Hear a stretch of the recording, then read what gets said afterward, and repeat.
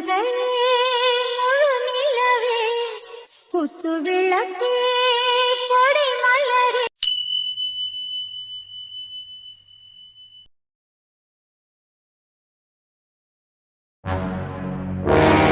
என்ன அன்பு, என்ன பேசணும்? பேசுங்க. அம்மா இங்க கொஞ்சம் திரும்புங்க. என்ன அன்பு? அம்மா ஒரு 24 வருஷத்துக்கு முன்னாடி நடந்த ஒரு உண்மையை தான் உங்ககிட்ட சொல்ல வந்திருக்கேன். உண்மையா? என்ன சொல்ற? அம்மா அன்பு அன்பு என்னாச்சு அன்பு? ஏன் முகம் ஆடுது? 24 வருஷத்துக்கு முன்னாடி நடந்த உண்மையா? அம்மா நீங்க கொஞ்ச நாளா ஒரு விஷயத்துக்கு ரொம்ப உடஞ்சு போயிருந்தீங்க. அதாவது அப்போ எனக்கு விவரம் தெரிஞ்சும் தெரியாம நான் இருந்தேன். கேட்டதுக்கு அதுக்கு சரியான பதில் நீங்க சொல்லவே இல்லை. காலப்போக்கில் அது மாறிடுச்சு.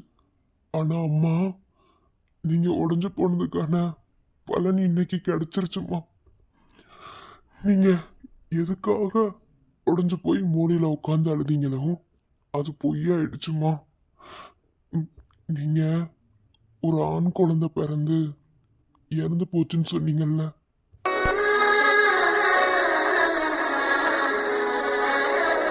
இப்ப ஏன்டா அதை ஞாபகப்படுத்துற? கொஞ்ச நாள் அதை மறந்திருந்தேன். இப்ப ஏன் திடீர்னு அதை ஞாபகப்படுத்துற? அத்தை, அதை ஞாபகப்படுத்த அவசியம் இருக்கிறதுனாலதான் இவர் சொல்றாரு. அப்படி என்னமா அவசியம்? அவன்தான் என்னை விட்டு போயிட்டானே. நான் அவனுக்கு தகுதியா இல்லாதவன் தான். அவன் என்னை விட்டு போயிட்டான். அவன் இருந்திருந்தா எவ்வளோ நல்லா இருந்திருக்கும். அம்மா அவன் உயிரோட தான் இருக்கான். அன்பு, என்ன சொல்ற அன்பு? உயிரோட இருக்கானா? அன்பு அம்மாவை ஏமாத்தாத அன்பு. அந்த விஷயத்துல அம்மா ரொம்ப உடஞ்சு போயிருக்கே. என்ன அன்பு சொல்ற? அத்தை, அவர் போய் சொல்ல வேண்டிய அவசியம் இல்லை. நெசமாலுமே உங்க இளைய மையன் உசுரோட தான் இருக்காரு. என்ன சொல்றீங்க? எனக்கு ஒண்ணுமே புரியல. அன்பு அன்பு அம்மாவை ஏமாத்தாத அன்பு. உண்மையை சொல்ல அன்பு. நெசமாவே என் பிள்ளை உயிரோட தான் இருக்கானா? எங்க இருக்கா அன்பு? அன்பு உனக்கு எப்படி தெரியும்? அத நாங்க சொல்றோம். நீங்க யாரு? இதுங்க ரெண்டு யாரு? என்ன இந்த வீட்டுல நடக்குது ஒண்ணுமே புரியல. செத்து போனவன் உயிரோட இருக்கானா? ஐயோ கடவுளே. அம்மா அவன் உயிரோட இருந்தான்னு சொன்னல, அவன் வேற யாருக்கிட்டே இல்லம்மா. இவங்க கிட்டதாம்மா அவன் இருந்திருக்கான். இவங்க தாம்மா அவனை வளர்த்திருக்காங்க. அன்பு, எனக்கு நிஜமா ஒண்ணுமே புரியல அன்பு. நீங்க ரெண்டு பேரும் யாரு? என் பிள்ளை உயிரோட இருக்கான்னு என் அன்பு சொல்றான். என் பிள்ளை நிஜமாவே உயிரோட தான் இருக்கானா? என் பிள்ளைக்கு உங்களுக்கு என்ன சம்பந்தம்? அம்மா, முதல்ல எங்களை மன்னிச்சிருங்க. எங்களை பத்தி தெரியறதுக்கு சத்தியமா உங்களுக்கு வாய்ப்பு இருக்காது. ஏன்னா உங்க வீட்டுக்காரர் எதையும் சொல்லி இருக்க மாட்டாரு. ஆக்சுவலா நான் ஒரு லாயர், இவர் ஒரு டாக்டர். உங்க ஹஸ்பண்டோட ஃப்ரெண்டு தான் என்னோட ஹஸ்பண்ட். அவருக்கு நாங்க நிறைய உதவி செஞ்சிருக்கோம். அதாவது இந்த உதவி இந்த இடத்துல சொல்லி காட்டுறோம் நினைக்காதீங்க. அவரோட பிஸ்னஸ் கொஞ்சம் லாஸாக இருக்கும் போது என் ஹஸ்பண்ட் தான் அவருக்கு நிறைய ஹெல்ப் பண்ணியிருந்தாரு. அந்த ஹெல்ப்புக்காக அவர் ஒரு பெரிய காரியத்தை செஞ்சுட்டாருமா. என்ன காரியம்?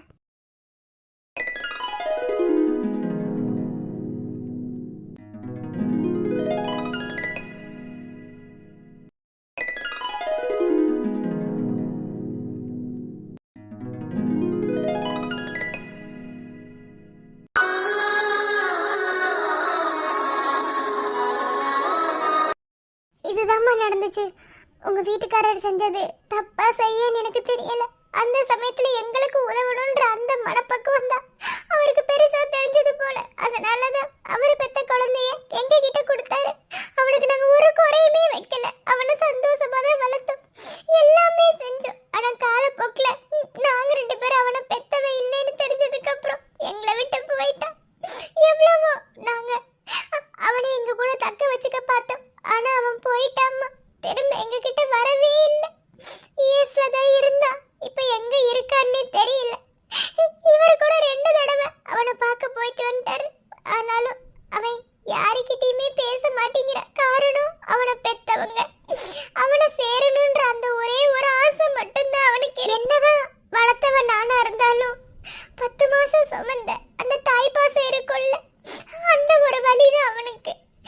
அவனை பெத்தவங்களும் எங்கேயாவது பாத்திர மாட்டோமா, அவன் குடும்பம் கூட சேர்ந்துட மாட்டோமா, அம்மாவை பாத்திர மாட்டோமான்ற ஒரு ஏக்கம் அவன் மனசுக்குள்ள ஒரு ஏக்கமாவே ஆயிடுச்சு. அதனாலதான் எங்க 2 பேத்தையுமே வெறுக்கிறான். என்னால வளர்க்க மட்டும்தான் முடிஞ்சது. எனக்கு அந்த குழந்தை பாக்கியத்தை கடவுள் கொடுக்கல. ஆனா உங்க வீட்டுக்காரர் மூலமா ஒரு குழந்தைக்கு தாயாக என்னால முடிஞ்சது. ஆனா அது ரொம்ப நாள் கூட அந்த கடவுள் என்கிட்ட வச்சிடல, அப்படியே பறிச்சுக்கிட்டாரு. என்ன மன்னிச்சிருங்கம்மா. உங்க வீட்டுக்காரர் மேலேயே தப்பு சொல்ல முடியாது. ஏன்னா அவர் கொடுத்த உடனே ஒரு தாய் கிட்ட இருந்து குழந்தையை பறிச்சது ரொம்ப பெரிய தப்பு. நீங்க இத்தனை வருஷமா அவன் இல்லாம எவ்வளவு கஷ்டப்பட்டிருப்பீங்க எனக்கு நல்லாவே புரியுது. அதுக்கப்புறம் நானே அவங்க ஃபேமிலியை தேடணும்னு பார்க்கும்போதுதான் உங்க பையன் மூத்த பையன் அன்பை பத்தி எனக்கு தெரிய வந்துச்சு. நான் மதுரைக்கு ஒரு கேஸ் விஷயமா போயிருந்தேன். அங்கதான் உங்க பையனை பார்த்தேன். அப்படி உங்க பையனை பார்க்கும்போது இளங்கோவை பார்த்த மாதிரியே இருந்துச்சு.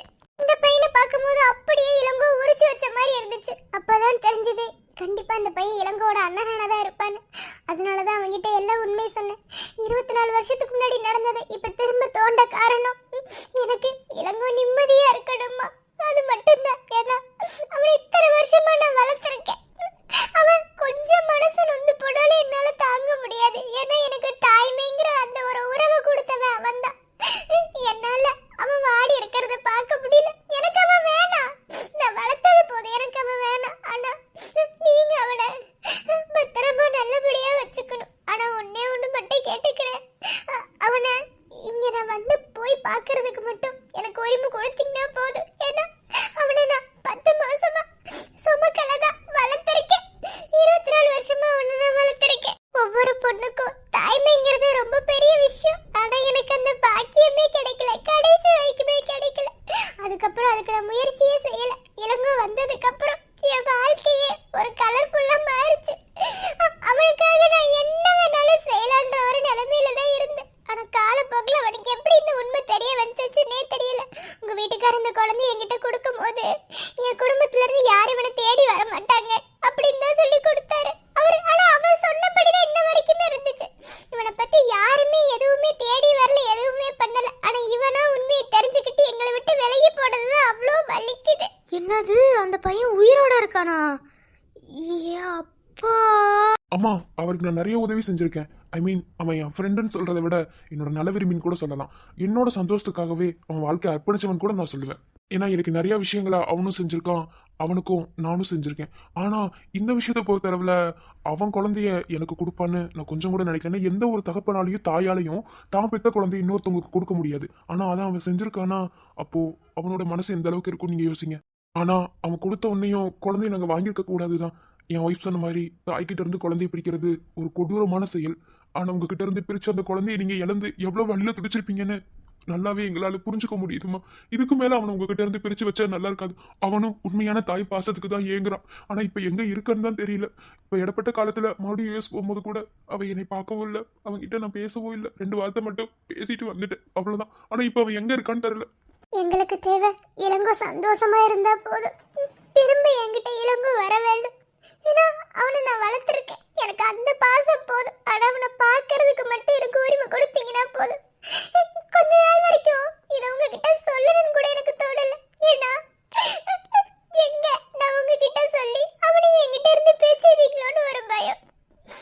ஏன்னா தாயே ஆகாம எனக்கு தாய்மைங்கிற ஒரு ஸ்தானத்தை கொடுத்த விட உங்ககிட்ட எப்படி கொடுக்கறதுங்கிற ஒரு ஆதங்கம் தான், வேற ஒண்ணும் இல்ல. நீங்க எதுவும் பண்ண வேணாம். அவனை பார்க்கறதுக்கு எனக்கு ஒரே ஒரு வாய்ப்பு மட்டும் கொடுத்தா போதும். எனக்கு வேற எதுவுமே வேண்டாம்.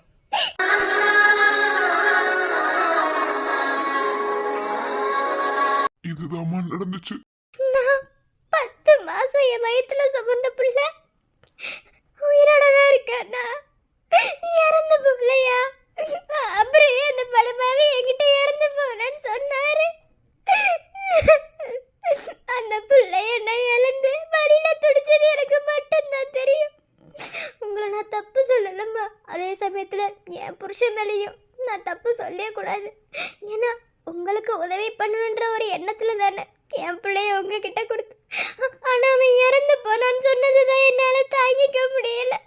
ஏன்னா 10 மாசம் அவனை சுமந்த வயித்துல எப்படி அவன் இறந்து போறான்னு சொன்னே என்னால ஏத்துக்க முடியும். எனக்கு அப்பயே என் மனசுக்குள்ள தோணுச்சு, என் பிள்ளை என்னை விட்டு போயிருக்க மாட்டான், எங்கேயாவது உயிரோட இருப்பான்னு தான் நானும் நினைச்சேன். ஆனா அந்த பையன் உங்ககிட்ட வளர்ந்துருக்கான்றது எனக்கு தெரியாது. என் பிள்ளை இப்ப எங்க இருக்கா? உங்களுக்கு அவனை பத்தி ஏதாவது தெரியுமா? என் பிள்ளைய நான் பார்க்கணும். எங்களுக்கு சரியா எதுவும் தெரியல. ஆனா ஒரு 2 months முன்னாடி யூஎஸ்ல இருந்ததா கேள்விப்பட்டேன். ஆனா இப்போ எங்க இருக்கான்னு தெரியல. அவன் ஃப்ரெண்டு கிட்ட ஃபோன் பண்ணாலும் எடுக்கவும் மாட்டேங்கிறான். எதையும் பேசக்கூடாதுன்னு சொல்லி வச்சிருப்பான் போல. ஆனா அவனை நாங்களும் தேடிக்கிட்டு தான் இருக்கோம். அத்தை, ஒரு சின்ன வேண்டுகோள், தப்பாக நினச்சிக்காதீங்க. இன்னும் உங்கள் வீட்டுக்கு நான் வாழவே வரல, அதுக்குள்ளே இப்படி பேச வேண்டியதுன்னு நினைக்காதீங்க. என் மனசுக்கு பட்டதை சொல்கிறேன். அதாவது தாய்மையே அடையாமல் தாய்ங்கிற ஒரு ஸ்தானத்தில் இருந்து உங்கள் பையனை இவங்க வளர்த்துருக்காக. இவங்கக்கிட்ட இருந்து அந்த பையனை பிரிக்கிறது தப்புதே, இல்லைன்னு சொல்லலை. ஆனால் இருந்தாலும் சொல்லிக்கிறேன், இவங்களுக்கும் அந்த பையனுக்கும் ஒரு உரிமை இருந்தால் நல்லா இருக்கும்னு நினைக்கிறேன். அதாவது அந்த பையன் ஒரு வேளை கிடச்சிட்டா நீங்களே வச்சுக்கோங்க. ஆனால் இவங்களும் பாவம் தானே, பையங்கிற உரிமையில தானே அவங்க வளர்த்துருக்காங்க. அவங்களுக்கும் உரிமை கொடுக்கலாமே. நமக்கு எத்தனை உறவு இருந்தாலும் சரி, என் புருஷங்கிற அந்த உறவுமே நம்மளுக்கு அம்மா அப்பா மாதிரி ஒரு உன்னதமான உறவாக வந்துடாது. அந்த விதத்தில் இவங்க தானே உங்கள் பையன் சின்னவனை வளர்த்துருக்காக. இவங்களுக்கு தாய்மைங்கிற அந்த பட்டத்தை கொடுக்கலாமே. அதாவது நீங்கள் தான் நெசமாக பெற்றிருக்கீங்க, ஆனால் இம்புட்டு தூரம் சோறு போட்டு வளர்த்துருக்காங்களே, அந்த நன்றி கடனுக்காக இவங்களுக்கு தாய்மைங்கிற பட்டத்தை கொடுப்போமே அத்தை. அந்த ஒரு காரியத்தை நான் செய்யவே மாட்டேன்.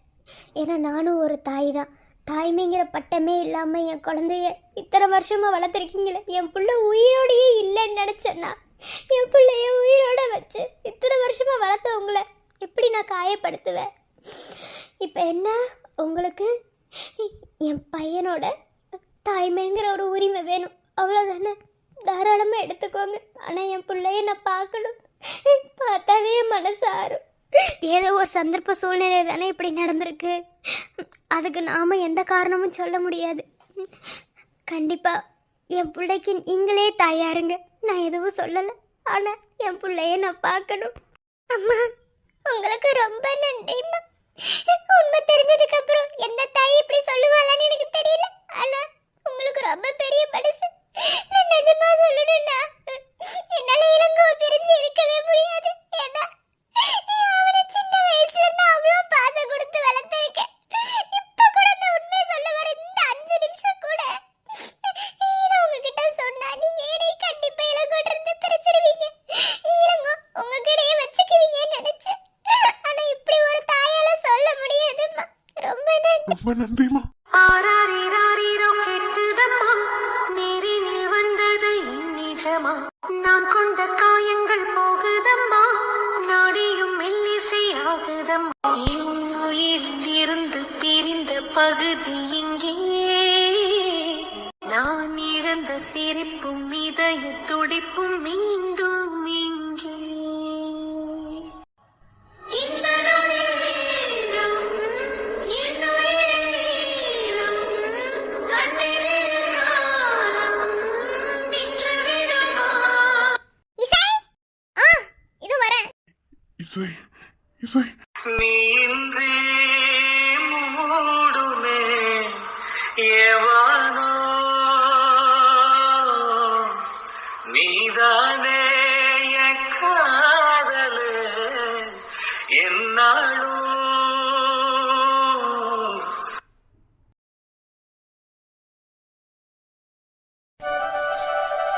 Excuse me tahsildar madam. உள்ள வாடா எருமை. என்னம்மா தாசில், ஒரு சார் பதிவாளருக்கு மரியாதை ரொம்ப அழகா கொடுக்குறீங்களே, நான் பத்திரம் அடிச்சு கொடுக்காம உங்களால எந்த வேலையும் செய்ய முடியாது தாசில். தெரியுமடா வெண்ண, அது கூட தெரியாதவளா நான் இருக்கேன். வந்து தோல, நானே எதுக்குடா தாசில்தார் படிச்சோம்னு இப்போ உணர்றேன். என்னவா தாசில்தாருக்கு ஏதோ சின்சியரா பார்த்து இருக்காப்புல இருக்கு. அது ஒண்ணுமில்லடா, நேத்து பஞ்சாயத்து ஆபீஸ்ல இருந்து ஏதோ கடிதத்தை எழுதி போட்டு விட்டுருக்காங்க. இந்த கடிதத்தை படிக்கிறதுக்கு பேசாம நான் போய் சுடுகாட்டுல உட்காந்துடலாம் போல. ஏன் மின்னில எப்படி சொல்ற? ஏன் என்ன எழுதி போட்டிருக்காங்க? படிச்சவனா படிக்காதவனான்னு தெரியலடா. ஐயோ, குறில் நெடில் எல்லாத்தையும் மாத்தி மாத்தி போட்டு எழுதி வச்சிருக்காண்டா. இதை படிக்கிறதுக்கு என்னால சத்தியமா முடியல. தாசில்தார்னா இந்த மாதிரி சில கொடுமைகளை அனுபவிச்சதே ஆகணும். சும்மா தாசில்தார் ஆயிர முடியுமா? வடிவேல் சொல்ற மாதிரி எல்லா பேரும் சூடாப்பான ஆயிர முடியுமாடா? அந்த மாதிரிதான். கலாய்க்கிறது உனக்கு என்னப்பா? சும்மா 2 பட்டனை தட்டினா அப்படி பத்திர பதிய போகுது. எனக்கு அப்படியா வேலை? ஓ, ஒரே தலைவலி, என்னால் முடியல. சரி, அதெல்லாம் இருக்கட்டும். உங்ககிட்ட ஒன்று கேட்கணும்னு நினச்சேன். முதல்ல என்ன மன்னிச்சிரு செல்வா. எதுக்கா மன்னிப்பு? அதிலட செல்வா, நான் உனக்கு ஃப்ரெண்டாக இருக்க முதல்ல தகுதியானவளா? எதுக்கா இப்படி ஒரு கேள்வி? டேய் எருமை, சிரிக்கிறதுக்காக இல்லை, சிந்தி ஆளும் மண்டையும். இல்லை, ஃப்ரெண்டாக இருக்கிறவங்க பாய் ஃப்ரெண்டாக இருந்தாலும் சரி, கேர்ள் ஃப்ரெண்டாக இருந்தாலும் சரி, அவங்கள பற்றி நல்லா புரிஞ்சு வச்சிருக்கணும்ல. ஆனால் உன்னை புரிஞ்சு வச்சுக்கலன்னு நினைக்கிறேன். புரிஞ்சு வச்சிருந்தா உன்னை அப்படி சந்தேகப்பட்டிருக்க மாட்டேன். ஏய், என்ன நீ? நான் என்னமோ தப்பு பண்ற மாதிரியும் நீ என்னமோ நீ சந்தேகப்படுற மாதிரியும் இருக்கு. எனக்கு ஒண்ணும் விளங்கல. என்னவே சொல்ல வர தெளிவா சொல்லுல. இல்லை செல்வா, நீ அருந்ததியோட நாத்தனார்கிட்ட நீ பேசிக்கிருந்தது எல்லாத்தையும் நான் கேட்டேன். அப்பத்தே உன்னோட குணம் என்ன, உன்னோட மனசு என்னன்னு எனக்கு புரிய வந்தது. ஓ, அதுவா? இப்ப அத பத்தி இங்க எதுக்கு பேசுறேன்னு தெரிஞ்சுக்கலாமா? என்னடா பொசுக்கண்டா அதுவான்ட்டு கேட்ட? இல்லே, நான் உன்னை நினைச்சு பெருமையா பேசிக்கிருக்கேன்டா. என்னடா நீ இவ்வளவு கேவலமா நீ ட்ரீட் பண்ற? இங்க பார், இப்பவும் சொல்றேன், உங்ககிட்டயும் சொல்றேன். அருந்ததிதே எனக்கு பொண்டாட்டி. அதை யாருனாலையும் மாத்த முடியாது. சும்மா சர்வ சாதாரணமா அவ கழுத்துல 3 முடிச்சு போட்டே நீ நினைக்கிறியா? மத்தவங்க வேணா 3 முடிச்சு போட்டுட்டு எல்லா வேலையும் செய்வாங்க. நான் அப்படி கிடையாது. எனக்கு அவ மட்டும்தான். அவளை இன்னைக்கு நேத்து நான் காதலிக்கல. சின்ன வயசுல இருந்தே அவளை காதலிச்சுட்டு தான் இருக்கேன். சொல்லப்போனா இல்லந்தே இருந்த என்னைய ஒரு மனுஷனை மாத்தி உட்கார வச்சதே அவதேன். அப்புறம் எப்படி அவளை வெறுப்பேன்? அதாவது இப்ப வெறுக்கிறண்டா அதுல ஏகப்பட்ட காரணம் இருக்கும். நேத்தே உனக்கு புரிஞ்சிருக்கும். என்ன? நீ வெறுக்கிறதும் சரிதான்டா, ஆனால் இல்லைன்னு சொல்லல. அதாவது நீ வெறுக்கிற மாதிரி நடிக்கிறேங்கிறது எனக்கு தெரியும். அதுக்காக ஏன்டா எப்போ பார்த்தாலும் எரிஞ்செறிஞ்சு விடுகிற? அந்த பொண்ணு பாவம் தானே. சப்போட்டு என்ன சப்போர்ட் பண்றாங்க? சப்போர்ட் ஒன்றும் கிடையாது. இருந்தாலும் அதாவது நீ அவாய்ட் பண்ற, ஒத்துக்கிறேன். நான் அவாய்ட் பண்றது எதுவும் சொல்லல. அதுக்காக ஒரு சாஃப்டாவது பேசுறாமே, எப்ப பார்த்தாலும் கடுகு மாதிரி புரிஞ்சுக்கிட்டே இருக்க நெய்யி நெய்யின்னு. இங்க பாரு, அவளுக்கு ஒரு குணம் இருக்கு. யாராவது சிரிச்சு பேசிட்டாங்கன்னு வச்சுக்கோ, அப்படியே கவுந்துருவா. என்ன? அதனால அவகிட்ட இப்படித்தையே நடந்துக்கிறணும். அவகிட்ட எப்படி நடந்துக்கிட்டா அவ எப்படி நடந்துப்பா அப்படிங்கிறது எனக்கு தெரியும். அவளை பத்தி ஏட்டு வச்சுட்டு எனக்கு தெரியும். அதனால நான் அப்படியே நடந்துக்கிறேன். உருட்டு நீ உருட்டு, நாங்களும் பார்க்கத்தானே செய்யறோம். அப்படியே இருக்கிற மாதிரி நடிக்கிறாங்களா, அப்புறம் காதல் செய்வாங்களா? பார்த்தமே உள்ள 10 ரூமுக்குள்ள. சரி மாப்ள, நீ நடத்து. ஏ லூசு, அன்னைக்கு பீரா விழுக போச்சு. அதை பிடிக்கலண்டா அவ தலையிலே விழுந்திருக்கும். அப்புறம் அவன் மெமரி லாஸ் ஆகி பைத்தியமாய் என்னையவே மறந்துருப்பா. ஓ, அப்படியாக்க? சரி சரி சரி செல்வா, நீ நடத்து செல்வா. உன்னை எவன் கேப்பியா? லூசு மாதிரி பேசிக்கிட்டு இருக்காத வெண்ணிலா. சரி, நான் வாரேன். என்னடா மளிகை மாதிரி ஆரம்பிக்கிற? சரி போ. அப்புறம் இன்னைக்கு எல்லாரும் மதியானம் ஒண்ணா உட்காந்து சாப்பிடுவோம், சரியா? ஓ, தாராளமா. அதானே, அருந்ததி பக்கத்துலண்டா சும்மா ஜம்முன்னு வந்து உட்காருவீல. அதானே, உடனே சரின்ட்ட. லூசு மாதிரி பண்ணிக்கிருக்காத வெண்ணிலா. போ வெண்ணிலா, நான் வாரேன். போ. ஏய்,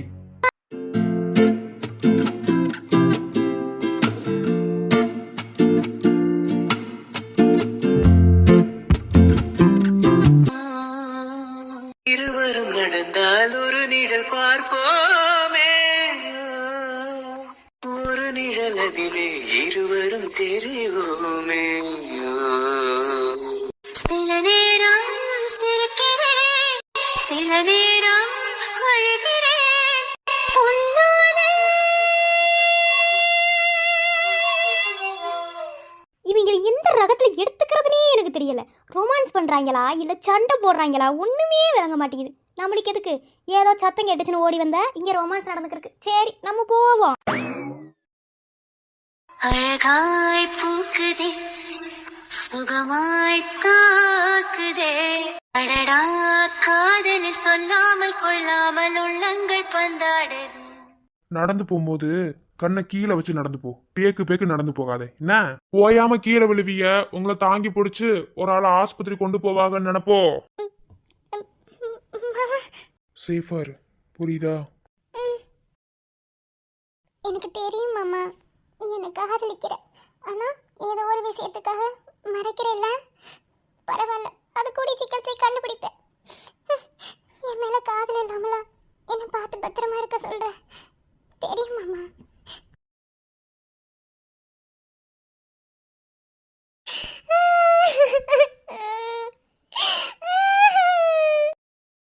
சார், இந்த இடத்துலதான் அடிக்கடி திருட்டு போதா சொல்லி சொல்லிக்கிருந்தாக. ஆனா சரி வர தெரியல, எவன்டே தெரியல சார். ஊருக்கு நிறைய திருட்டு நடக்குமோ? நடக்குமாவா சார்? ஒரு நாளைக்கு 4-5 செயின் களவாண்டு போய்வாங்க சார்.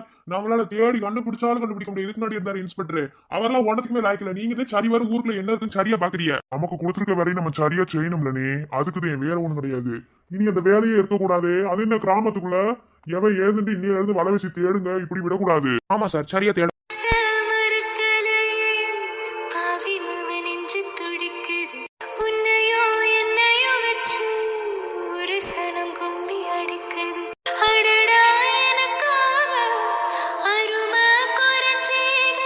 எப்படி பெரிய ராங்கி ரவுடி தெரியுமா? என்னையவே அழ வச்சிட்டீல்ல. காரணம் அன்பு.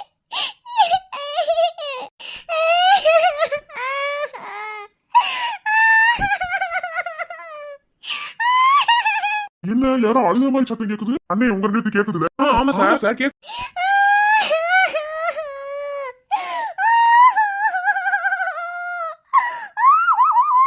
அழுகிறது கூட கொஞ்சம் டீசெண்டா அழுக வேணாமா? என்னமோ குதிரை காணச்ச மாதிரி அழுகுறாங்க. யாருன்னு தெரியலையே. இவ்வளவு கேவலமா அழுகுற ஆளு மூஞ்சிய பார்த்தே ஆகணுமே. சரிங்க, நம்பி யாருன்னு பாத்துட்டு வரேன். அம்மா இதுக்கு ஒரு கிணறு இருக்குல்ல? ஆமா சார். ஐயோ, யாராவது தற்கொலை படிக்க போறாங்க. போங்க காப்பாத்துங்க சார். அச்சோ, அப்படியே உயிரை போடக்கூடாது. ஐயோ, குளிச்சா போல. ஏய், என்ன பண்ற? என்ன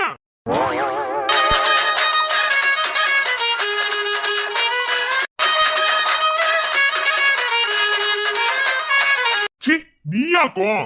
நான் கூட யாரோ உள்ள வந்து அழுதுக்காங்கன்னு பார்த்தா நினைச்சேன். கேவலமா அழுகும் போதே நினைச்சேன் நீயாத்தே இருப்பேன். ஆமா, எழுதுக்கு குரங்கு மாதிரி கிணத்துமே உட்காந்துருக்க. சரி, நீ உட்காந்து எனக்கு என்ன? ஆமா, எதுக்கு அழுதுக்க? நீத பெரிய இவளாட்ட அன்னைக்கு அழுக சொன்னது கூட என்ன எவனாலே அழுக முடியாது. அப்படி இப்படின்னு சீன் போட்ட இப்ப நான் அன்னைக்கு இதுவே உட்காந்துருக்க. பாத்தீங்களா போலீஸ்கார், நீங்க நீ ஃபாலோ பண்றீங்க. அதனால தான் நான் எங்க போனாலும் என் முன்னாடி சுத்தி சுத்தி வரியா.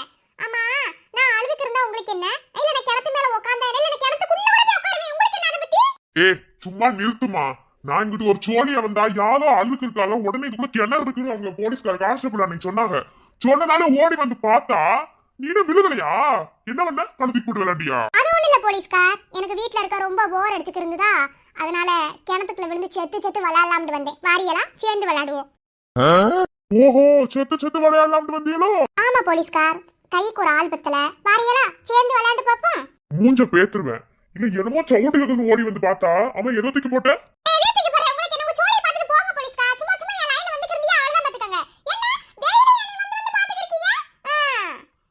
போனாலும் பின்னாடியே வாரது. சரி, இவரு ஆளு சைஸையும் பாரு. என்னை தீண்டி விட்டாள், தீரி தூண்டி விட்டாள், என்னை நானே தொலைத்து விட்டேன். ஓர் மார்கழியின் முன்பனி இரவில் என்னை நானே எரித்து விட்டேன். ராத்திரியில் உன் சூரியனை எதற்காக எரிய விட்டாய்? என் கனவுகளில் உன் நிலவுகளை எதற்காக கருக விட்டாய்? போலீஸ்கார், ரொம்பவே அட்வான்டேஜ் எடுத்துக்கிறியே. ஒண்ணும் சரியில்லை. கொஞ்சம் மட்டும் உன்னை பிடிக்கலன்னு வச்சுக்க, அப்படியே கிணத்துக்குள்ள கவுந்திருப்ப. அப்புறம் அம்மாண்டாலும் வராது, அப்பாண்டாலும் வராது. பாவம் பார்த்து கீழே விழுந்துடக்கூடாதுன்னு உனக்கு தாங்கி பிடிச்சல. எனக்கு இதுவும் வேணும், இன்னமும் வேணுடி.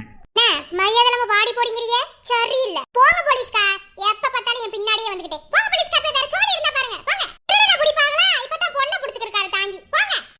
ஒரு போலீஸ்காரங்கிட்டே இந்த அளவுக்கு தும்மரா பேசுறியா? ராங்கி பிடிச்சத உன் கொட்டத்தை எப்படி அடக்கணும்னு எனக்கு தெரியும். இப்ப சொல்றேன், இந்த ஜென்மத்துல நீ தாண்டி எனக்கு பொண்டாட்டி. சி, என் வாழ்க்கை இப்படிப்பட்ட ஒரு ஆளை நான் பார்த்ததே கிடையாது. எத்தனையோ பேர் என்கிட்ட பேசியிருக்காங்க, பழகிருக்காங்க. என் வாழ்க்கையில இந்த மாதிரி ஒரு ஆளை மட்டும் கல்யாணமே பண்ணிடக்கூடாது. ராத்திரியில் உன் சூரியனை எதற்காக எரிய விட்டாய்? என் கனவுகளில் உன் நிலவுகளை எதற்காக கருக விட்டாய்?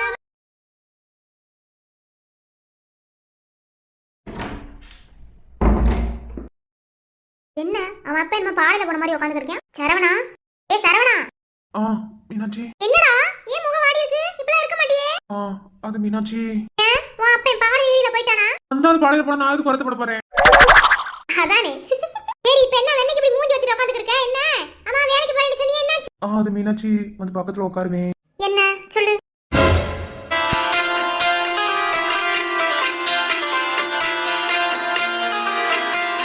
சரவணா, என்னாச்சு?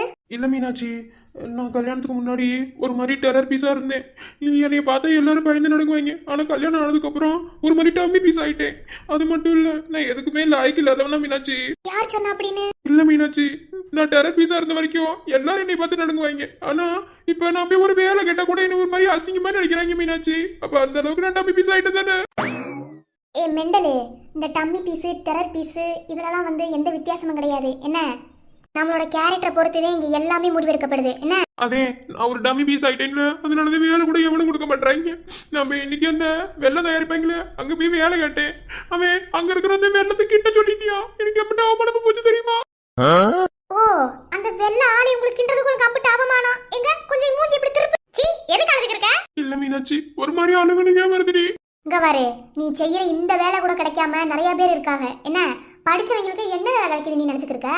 அதாவது உன்னை வேலைக்கிட்டே நான் போக சொன்னேன். அதுக்காக நீ இந்த வேலையை தான் செய்யணும் அந்த வேலையை தான் செய்யணும் நான் ஒன்றும் சொல்லலை. என்ன, உனக்கு இன்னமும் ஒரு விஷயம் புரியல நினைச்சுக்கிருக்கேன். என்ன, அதாவது ஆம்பளைங்கிறது ஆம்பளத்தனத்தை மட்டும் காட்டுறது கிடையாது சரவணா. அதை தாண்டி வேற விஷயங்கள்லாம் இருக்கு. என்ன, உன்னை வேலை பார்க்க சொன்ன உடனேயும் உடனே நான் வேலைக்கு போறேன்ட்டு போனில்ல, அதுவே ஒரு முயற்சி தான். அதுல கூட உன் ஆம்பளத்தனம் இருக்கு. என்ன, அதுக்கப்புறம் நீ வேலை தேடி போய் அங்கே ஒருத்தன் உன்னை அவமானப்படுத்தி நீ இந்த வேலை செய்யும் சொல்லி சொன்னீல, அதாவது அதுவும் ஒரு வேலை தான். என்ன புரியுதா? அதுலேயும் ஆம்பளத்தனம் இருக்கு. அதில் உன் திறமையை காட்டுறீல, திறமையை காட்டினாலே அதில் உன் ஆம்பளத்தனம் இருக்குடா. அதை எதையுமே முயற்சி செய்யணும். முயற்சி செய்யாமல் இது என்னால் முடியாதுன்னு தூக்கி போட்டு போனீன்னு வச்சுக்க, அது உன்னால் முடியவே முடியாதுதே. எந்த ஒரு விஷயத்தை இது என்னால் முடியும்னு நினச்சி நீ செய்யறியோ, அது நல்லதோ கெட்டதோ, என்ன, அதாவது உன்னால் அது முடியுதோ முடியலையோ அதை நீ செய்யணும். முயற்சி செஞ்சாலே நீ பாதி வெற்றிக்கு சமம். இங்கே பார்ச்சவனா வாழ்க்கை நம்மளுக்கு நிறைய விஷயங்களை கற்றுக் கொடுக்கும். புரியுதா? இது நல்லது கெட்டதுன்னு அதை புரிஞ்சுக்கிட்டு வாழ்றதே நம்ம. கல்யாணத்துக்கு முன்னாடி முரட்டுத்தனமா இருந்தியே, அந்த முரட்டுத்தனத்தில் உன்னால் என்ன செய்ய முடிஞ்சது? ₹1 காசு பிரயோஜனமா இருந்ததா? இன்னைக்கு உன் அப்பன் ஜெயிலில் போய் உட்காந்து கழுதி நிற்கிறேன். உனக்கு ஒரு விஷயம் தெரியுமா? உன்னைய நான் நினச்சிருந்தா ஜெயிலுக்கு அனுப்பியிருப்பேன். நீயும் அப்பன் கூட சேர்ந்து கழுதி நிற்பேன். ஆனால் அதை நான் செய்யலை. காரணம், நீ இன்னும் உன் வாழ்க்கையை வாழவே இல்லை. புரியுதா? உன் அப்பன் வாழ்ந்து முடிச்சிட்டேன், அதனால் அவனை அனுப்பிவிட்டேன். நான் இன்னுமே உன் வாழ்க்கையை நீ வாழவே இல்லை. இன்னும் நம்ம 2 பேர் நம்ம வாழ்க்கையை வாழலை. அதாவது இந்த வாழ்க்கை நிறைய விஷயம். ஒரு நல்ல மனுஷனை உட்கார வைக்கணுன்ற ஒரு எண்ணத்துல தான் நான் இப்படி செய்கிறேன். புரியுதா? எல்லாமே உன் நல்லதுக்கு தான் செய்வேன். உன் கெட்டதுக்கு நான் எதையுமே செய்ய மாட்டேன் சரவணா. ஏன்னா நீ என் புருஷன்டா. என் கழுத்துல 3 முடிச்சு போட்டிருக்கல, சும்மா வந்துச்சாக்காது. இங்க பாரு, நம்ம செய்யற வேலையை நம்ம கஷ்டமா நினைக்கவே கூடாது. அதை நம்ம என்னைக்கு சுலபமா நினைக்கிறோமோ அன்னைக்கு எல்லாமே நமக்கு சுலபமாயிரும். என் வாழ்க்கை கூட சுலபமா இருக்கும். ஏன்னா வாழ்க்கையில அவ்வளோ பிரச்சனைகள் இருக்கு. கல்யாணம் ஆன ஒரு ஆம்பளைக்கு அம்பிட்டு பிரச்சனை இருக்கும். ஆனா அப்பன் விட்டு காசுல உட்காந்து திங்கிறவனுக்கு ஒண்ணுமே விளங்காது. நீ அப்படித்தான் இருந்த. அதனாலதான் உன்னை உழைக்க சொல்றேன். ஏய், என்ன செஞ்ச? இல்ல உழைக்க சொன்னீல அதான்.